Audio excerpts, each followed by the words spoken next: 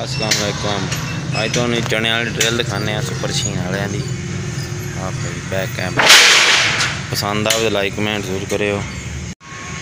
हाँ जी, चने वाली ड्रिल आ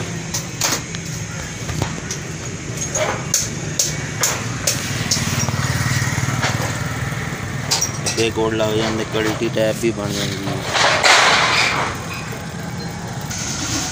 हाँ बैक साइड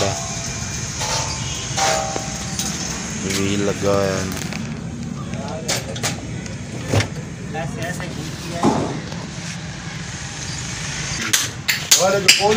दूसरी साइड है ये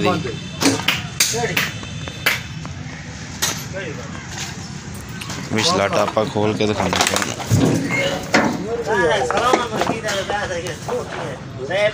हाँ टापा का पिछला बोतल लगी हुई। एक साइड का बंद भी हो जाता।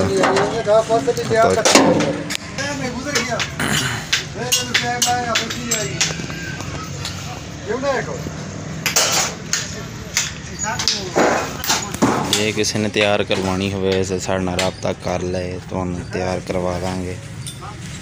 या नंबर वो लिखा होया 0302 87 240।